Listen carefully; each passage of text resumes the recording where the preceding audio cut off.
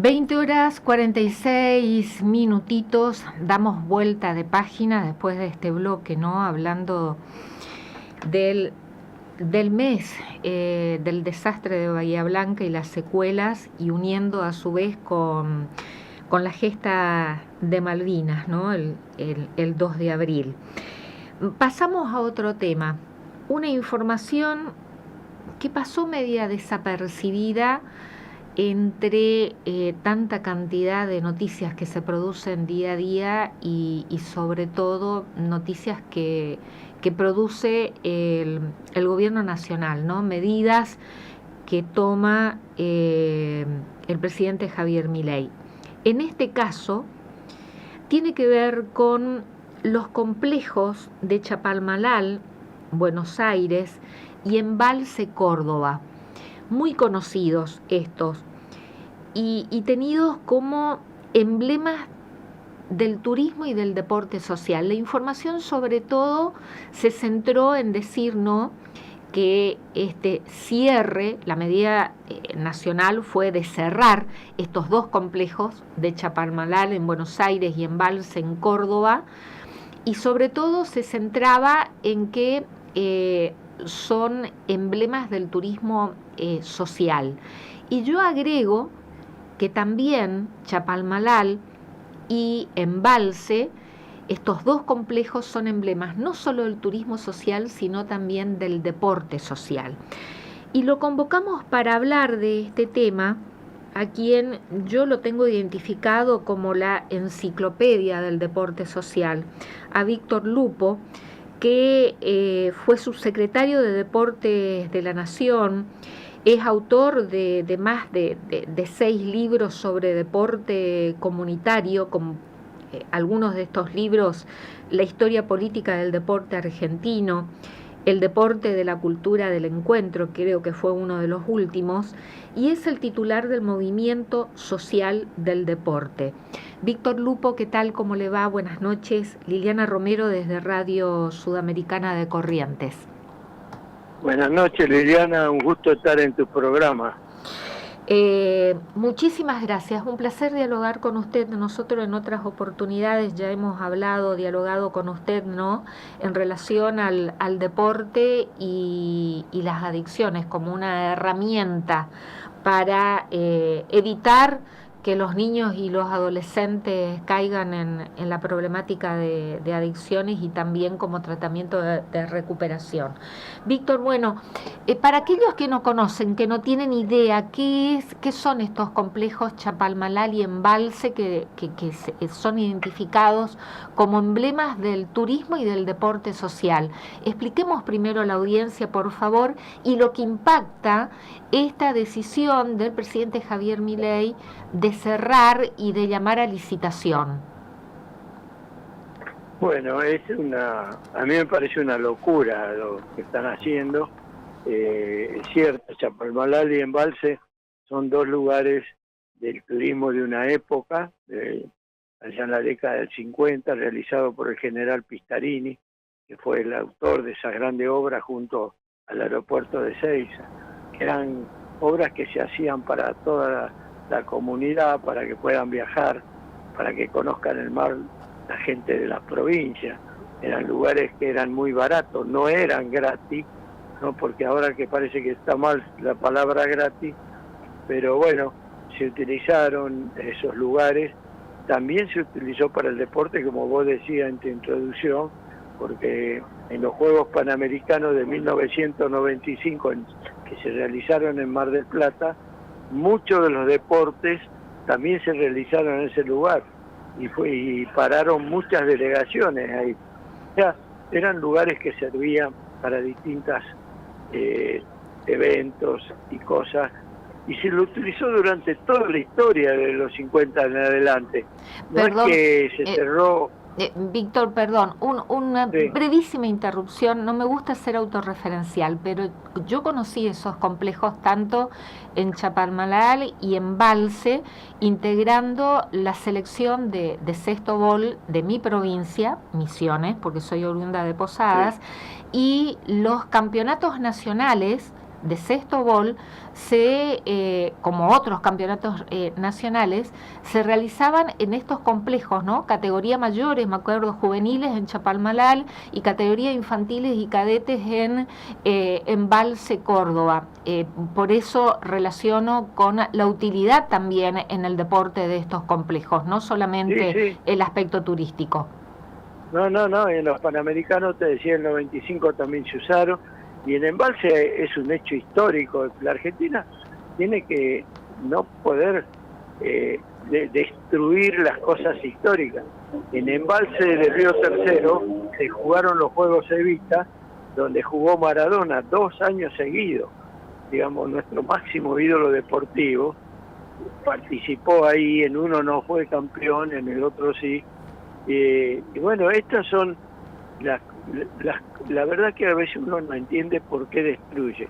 ¿Y quién es el autor del que ejecuta ahora, el que dice que va a destruir, que es el señor Daniel Scioli? Increíble. Es el que gastó fortuna en las últimas décadas, cuando él era gobernador, para arreglar los hoteles, y hasta hizo un museo Evita en Chapalmalal. Y ahora dice que eso hay que privatizar, lo que no sirve. Entonces, estas son las cosas contradictorias de funcionarios que realmente para mí tienen una sola palabra: son ignorantes y les gustan los negocios. La noticia pasó casi, si bien tuvo protagonismo en los medios y en Sí. los portales, ¿no? de medios porteños, con mucho tiraje y visitas, ¿no? de esos portales a nivel nacional, pero casi que no se habló, y para mí realmente el daño que se produce es muy grande.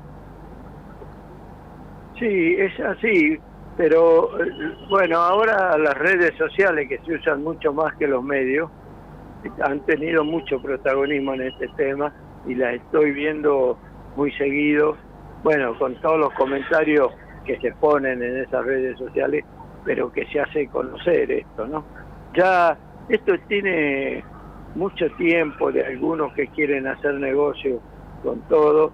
Lo mismo pasó con el CENAR, que está también en peligro en la Avenida Libertador, para hacer, ya mintieron hace un par de años, cuando el señor Larreta dijo que iba a ser un polo educativo acompañado de la UBA, en donde era el tiro federal, que además estaba declarado histórico. Bueno, le cambiaron el lugar, y hasta ahora de polo universitario no tiene nada. Son todas edificios inmobiliarios de pisos altísimos que se están haciendo ahí, ¿no? ¿Y cuál es el argumento? ¿Improductividad, gastos del Estado en el sostenimiento, en la conservación? Y bueno, no, yo creo que no hay argumento.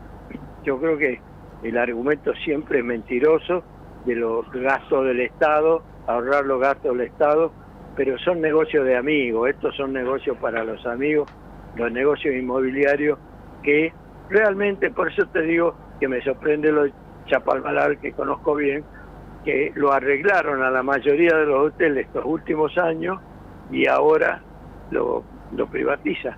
¿Por qué no lo privatizaron cuando estaba todo arruinado? Porque ningún empresario va a poner plata. ¿O por qué la familia Huerten compró el tiro federal a un valor de 20.000 pesos cuando estaba a 20 pesos el dólar, y lo pagan en crédito de 10 años? Son todos negociados que realmente no se puede aguantar. Pero bueno, estamos en una sociedad que realmente pasa una cosa atrás de otra, y así van dejando, y no hay problema. Porque lo del tiro federal, si no hubiera sido que quisieran avanzar sobre el CENAR y que los deportistas salieron a la calle a reclamar, se seguía vendiendo. Se vendía el CENAR, se vendía el Club del Comercio, y hasta el mismo River Plate, que quería cambiar de lugar. Perdón, Lupo, sí. ¿esto forma parte de la política que pretende instalar el gobierno nacional va de la mano, por ejemplo, con la política de que los clubes deportivos se conviertan en las famosas SAT, las sociedades anónimas deportivas? ¿Esto tiene que ver con esa política? Sí, yo creo que, digo, la verdad que lo que ellos quieren es negocio inmobiliario. Eso es la verdad. Después dicen que el CENAR quedó chico, que para políticas deportivas se hizo en el Parque Roca, cuando fueron los Juegos de la Juventud, los Juegos Olímpicos, que fue en el año 2018, y todavía no pudieron rendir balance de esos Juegos, ¿no? La Argentina, viste, pareciera que nunca se puede hacer las cosas dentro de la ley, que no siempre intentan hacer la ley. Y uno de los que hizo esos Juegos, que fue el organizador, el que trajo los Juegos y el que manejó los Juegos, hoy es el ministro de Relaciones Exteriores de la Nación, el señor Huerta. El canciller. Que tiene, sí, está bien, el ministro de Relaciones, que es el que tiene, que está en el rubro del negocio inmobiliario. Sí, en el negocio del tiro federal estuvo él, y por eso quería sacar el CENAR, porque quedaba todo la Avenida Libertador, todo eso que tenía un concepto histórico. Porque por eso yo te dije en un momento de funcionarios ignorantes, ¿no? Porque todo tiene una historia. En mi primer libro está escrito. Argentina, allá por los 50, quería hacer los Juegos Olímpicos en el primer país sudamericano. Y se había hecho todo lo que se llamaba un corredor olímpico, que empezaba cuando se construyó la cancha de Racing nueva en 1951, pasaba por todo el río y terminaba en el Tigre. O sea, ¿por qué? Porque el problema en todo el mundo de los Juegos Olímpicos es el transporte de los deportistas, porque transportarlo por medio de las ciudades es muy difícil, porque hay que cortar calles para que los deportistas lleguen a horario. En ese momento estaba pensado que el transporte desde la cancha de Racing hasta el Tigre iba a ser por lancha, o sea, no se molestaba el transporte de la ciudad. Bueno, por eso se armó todo lo que se llama el corredor olímpico, donde estaban todos los campos deportivos sobre el Libertador, y empezaba, te digo, en la cancha de Racing y terminaba en la pista de remo en el Tigre. Bueno, toda esa idea la están destruyendo. Y todo data de la misma fecha, década del 50.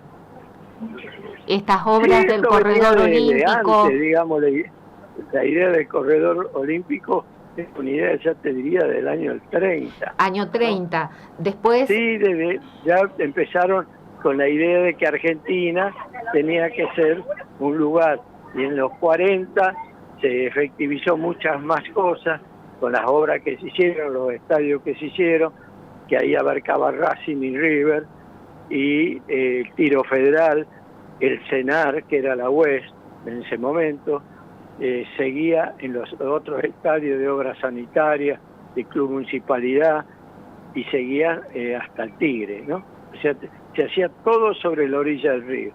Pero bueno, son cosas que no pasaron, que comenzaron a destruir, y los negocios inmobiliarios son los que prevalecen hoy en la Argentina. Bueno, una política totalmente opuesta a la política del gobierno libertario que conduce Javier Milei, ¿no? De un Estado presente, haciéndose cargo de estas obras que usted está mencionando, por ejemplo, volviendo a los complejos de Chapalmalal y de Embalse. Me acuerdo, por ejemplo, los hogares escuelas también que tenemos en varias ciudades, en donde grandes obras, inversiones provenientes del Estado Nacional, totalmente contrario a la política actual, del actual gobierno. Exactamente. El Papa Francisco tiene una frase que la ocultan mucho los medios, que él dice: el capitalismo mata. Y es cierto, el capitalismo mata. Y este capitalismo de este presidente es peor que el capitalismo que nosotros conocíamos. Es peor, porque él habla del anarcocapitalismo, que ya la verdad no entendemos qué es lo que es, más que destruir, no al Estado, como él dice que es el topo para destruir el Estado, sino que es mucho más grave, mucho más grave. Entonces, bueno, yo creo que pronto aparecerá una oposición en los distintos lugares. Para esto hay que organizarse por sectores. Yo creo que hay que defender Chapalmalal y Embalse. Los deportistas tienen que defender Chapalmalal y Embalse, porque ha sido un hecho histórico y porque, como vos mismo decías, vos tenés el recuerdo de haber jugado en Chapalmalal. Jugué en Chapalmalal, jugué en el complejo de Embalse Río Tercero y después en cada ciudad, por ejemplo, en donde se realizaba ya sea el nacional intercolegial, en donde participábamos las selecciones de los colegios, ¿no?, que ganaban sus respectivos campeonatos en cada provincia, como también los nacionales, ya hablando de la selección nacional, y sí, de haber conocido gran parte del país, en este caso, gracias al deporte. Claro. Yo jugaba al sexto bol, y también hacía atletismo. Y además de conocer estos complejos deportivos, en las distintas ciudades en donde año a año se realizaban, parábamos, por ejemplo, éramos una cantidad impresionante de deportistas, ¿no?, de todo el país, hablando de un deporte de equipo como es el sextobol, integrado cada equipo por 6 jugadoras titulares, 6 suplentes, vaya multiplicando. Y parábamos entonces, por eso me acordé de los hogares escuelas, porque parábamos allí, en los hogares escuelas, en esas construcciones también que abarcaban manzanas inmensas, y que no sé cómo estarán conservadas en la actualidad esas obras. Sí, bueno, por eso yo te decía que desconocer la historia. Yo que trabajé en investigación sobre Chapalmalal, llegué a conocer un mendocino que me decía: todos los arbustos que vos ves en la costa se lo pusieron, no existían. Esta era una costa abierta, sin árboles, sin arbustos. Todos los médanos que están han sido colocados, ha sido hecho por trabajo de grandes ingenieros. Por eso te nombré al ingeniero Pistarini, que para mí ha sido uno de los grandes hombres de la República, olvidado, pese a que el nombre del aeropuerto de Ezeiza lleva su nombre, y que hace poco, no te digo hace algunas décadas, algunos estúpidos querían cambiarle el nombre, ¿no? ¿Qué es el movimiento social del deporte que usted es el titular, Víctor? Sí. Coméntenos, ¿en qué consiste? Bueno, es una idea de juntar dirigentes, deportistas, todo que tenemos una idea de un deporte nacional, popular, de formar una comunidad deportiva distinta, de que los deportistas sean parte de la comunidad, no aislados como nos quieren, deportistas que no reclaman y solo defienden lo suyo, que parece que son robots y no seres insertos en su comunidad. Y bueno, esto tiene que ver también con lo que quisieron introducir la Sociedad Anónima Deportiva, la cual nosotros defendemos para que no ocurra, pero lo primero que sí podemos destacar que fuimos los pioneros de atacar a ese instrumento que trajeron con la lotería, los juegos online para los chicos que tanto mal hoy recién ven Todo un Nosotros tema. hace 6 años dijimos que el VAR, que venía a ser un instrumento del mal.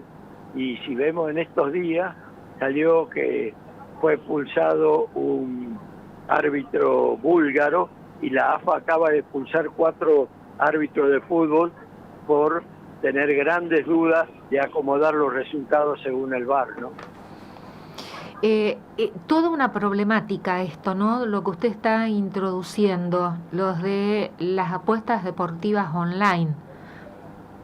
Algunas Sí, legalizadas y otra gran cantidad ilegales, pero que está sumergiendo a jóvenes, adolescentes, adultos en ese mundo. sí, los problemas para mí son los jóvenes, los muy jóvenes te diría, porque ya son chicos de 13, 14 años, primero que no prestan atención en el colegio, ahí empezamos a descubrirlo, los docentes fueron los primeros que descubrieron, y ahora me decían algunos ministros de educación con los que estuve reunido hace poco, Víctor, eso ya no ocurre, es peor, los chicos se duermen en clase. Y claro, Los porque chicos están se la pasan madrugada. toda la noche jugando, claro, porque se juega a cualquier hora.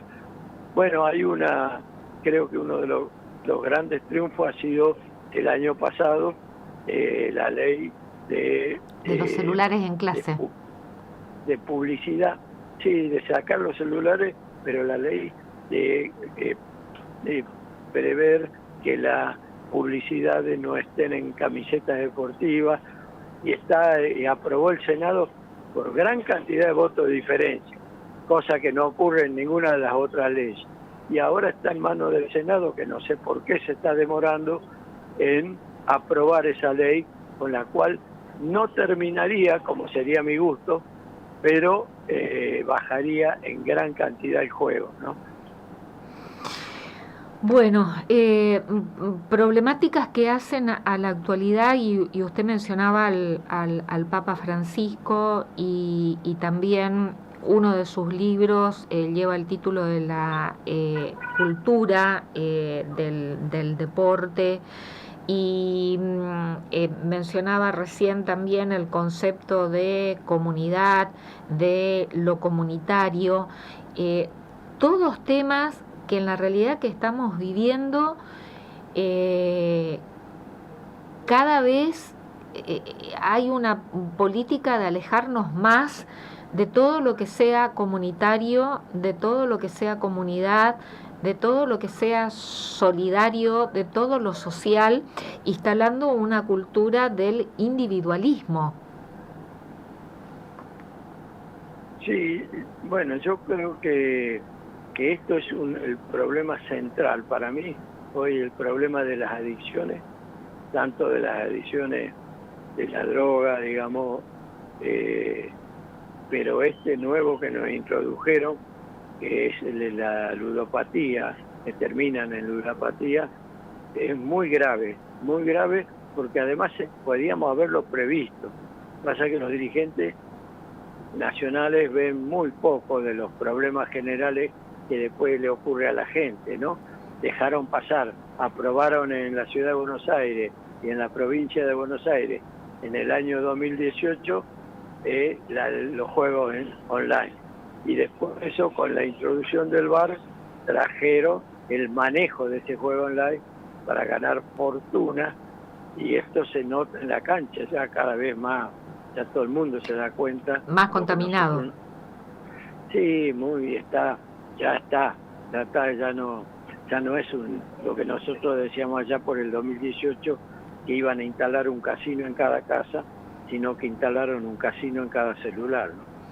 Lamentablemente.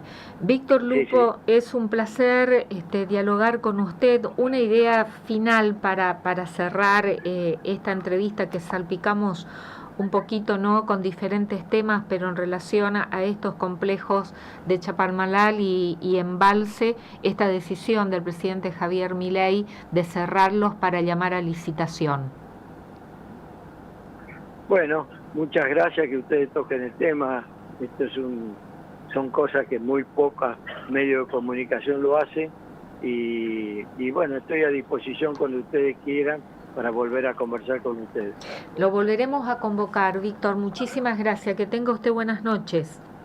Buenas noches, un fuerte abrazo para toda su audiencia. Muchísimas gracias, un placer. Víctor Lupo es considerado, si ustedes lo googlean, como la enciclopedia del deporte social. Dirige el movimiento social del deporte, fue subsecretario de Deportes de la Nación allá en la década del 90, en realidad 1989 a 1992, y me pareció la persona adecuada para por lo menos mencionar en minutos de radio lo que significa esta decisión del gobierno nacional de cerrar y llamar a licitación. Veíamos las imágenes en el streaming de lo que son los complejos de Chapalmalal en Buenos Aires y de Embalse Río Tercero Córdoba. Son monstruosos realmente y datan de la década del 50. Tal vez la audiencia que no conoce o que nunca escuchó hablar no está entendiendo la magnitud y el significado de lo que representan estos complejos en el turismo social y en el deporte también, no solamente en el deporte social, sino en el deporte, porque han protagonizado campeonatos nacionales, internacionales, en que han sido sede estos complejos, tanto de Chapalmalal como de Embalse, y también sede de los Juegos Evitas.